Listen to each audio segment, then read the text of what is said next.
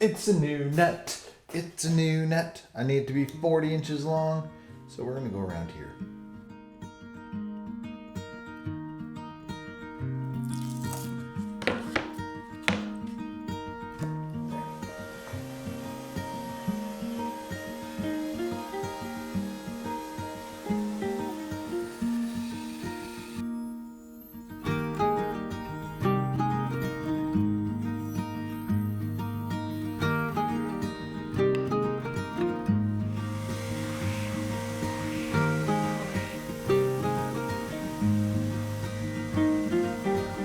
When you're putting together your strips for your net basket, you gotta have them all nice and flat. When they come out of the table saw, you can sometimes get burn marks or a little bit of kerf edge to the saw blade. You wanna get rid of that for the glue up. So how do you do that? Well, you can actually take something like this sled setup that I have here. This is a piece of maple that has some very nice flat sides. This gives me a good reference edge. So I place double stick tape at each end because I can expect some snipe coming out of the machine anyways. Those are gonna be cut off, it's not a big deal. Now I have a piece that has a flat reference edge and a good to sand. You can take it down to whatever thickness you want.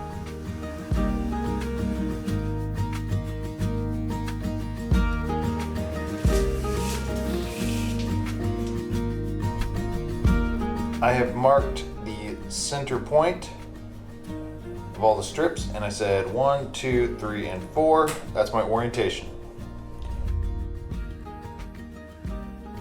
You can see that ghetto steam box. This is the last time I will use it. It is a piece of crap. Don't ever make it from cheap plywood and 1/2-inch material. It just falls apart. Anyways, it is cold outside, so I've wrapped the steam box in a couple of just moving blankets, and that'll help keep it insulated, keep that heat in, and that is essential to getting a good steam. Yeah, it's hot.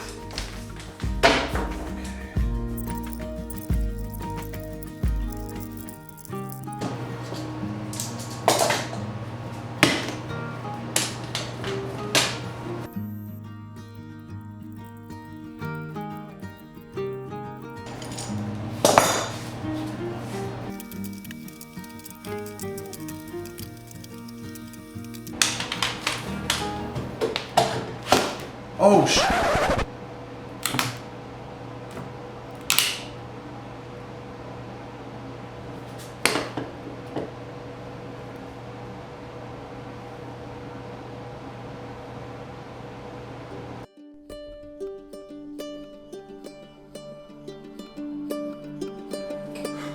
let's break it down. This was probably one of the smoothest, cleanest glue ups I have ever had in my life. So naturally, Murphy's Law would just kick my ass, and here's the result. So what happened? The best I can tell is I did not let this set in the form out of the steamer for my usual 8 to 12 to overnight hours. I let the material set for maybe 2 hours or so in the form, and it seemed to hold its shape really well. Was the material still warm? Probably. Was it wet? Oh yeah. But I didn't think it would make that big of a difference. Clearly it did. So here I am. What once was probably the smoothest glue up of my life has turned into a disaster. And now, I'm gonna do it all over again.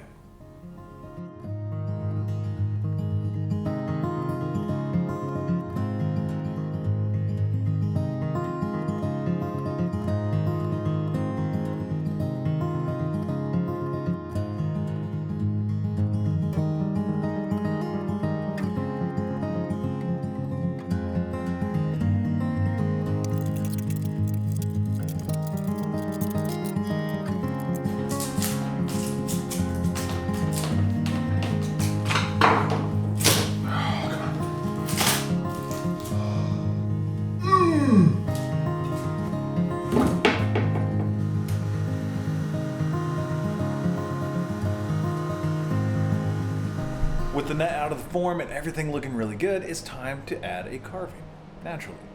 Right there. Ta-da! It's a cutthroat. Let's carve it.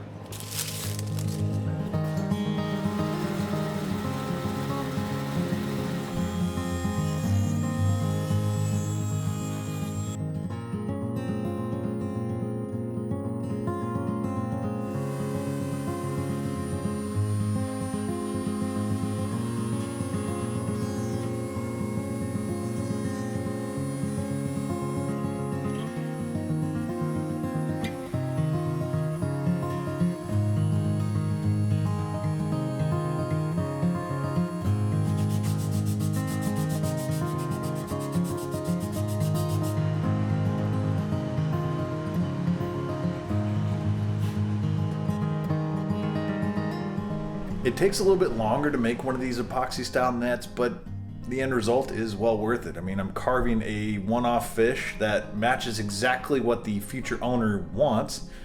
So that's pretty cool. Totally worth the effort. So the next step is to paint the cutthroat.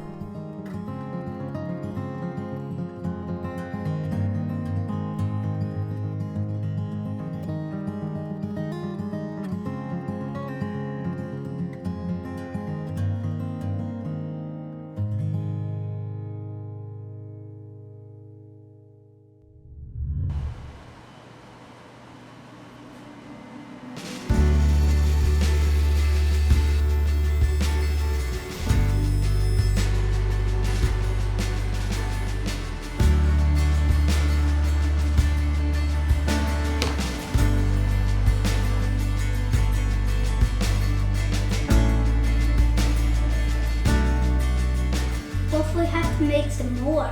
We could do that. The idea, though, we want it to be about 1/8 of an inch, so 1/8 of an inch thick.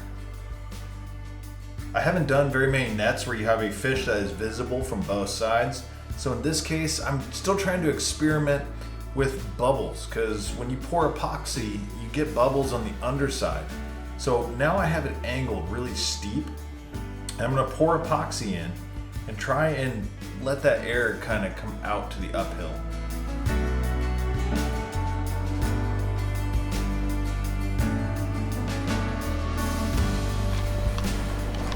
I am stirring some epoxy. Doing a good job.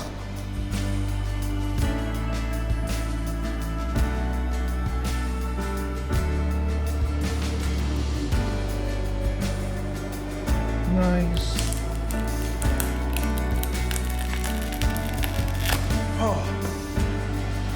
Oh, that was stressful. It's crystal freaking clear. Yes. All right, so we are kind of over the hump of really stressful things that take forever. That whole pour process took 3.5 days. That's crazy, but I got no bubbles, and that is the goal. So if you're looking to build this kind of thing and want to make money, don't do it. It's gonna take you forever. Now it's on to the fun part. Sanding, so I'm gonna use my overhead sander, and then I'm gonna start shaping this sucker into a good look and routing.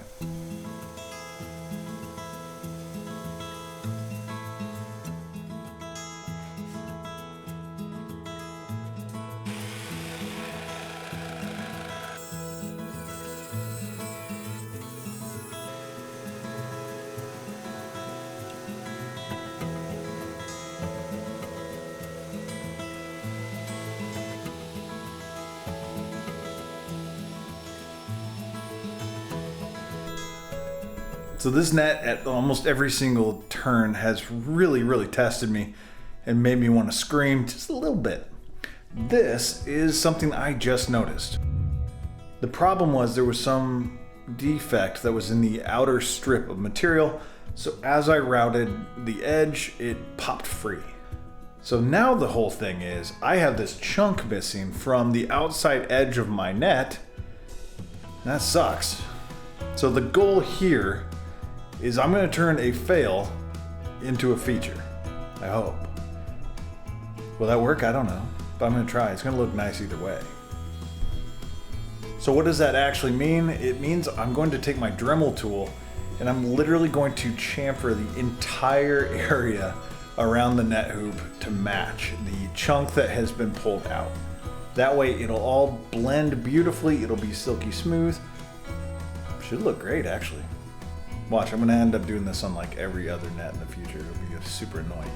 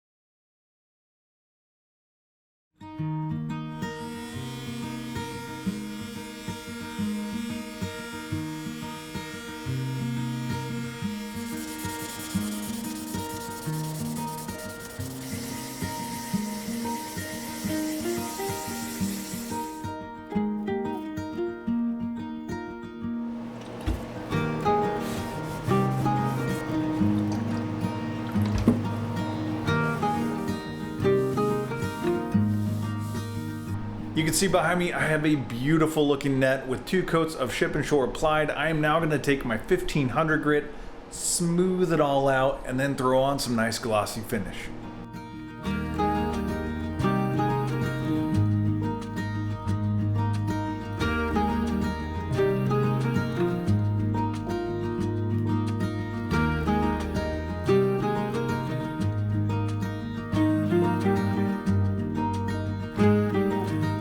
This net came out absolutely beautiful. It gave me some huge stressors along the way, but that's all right because the end result, well worth it. So I check out every single comment and I really do appreciate it, and I appreciate you all coming along for this adventure. So thank you for liking, sharing, and subscribing, and I'll see you on the next one.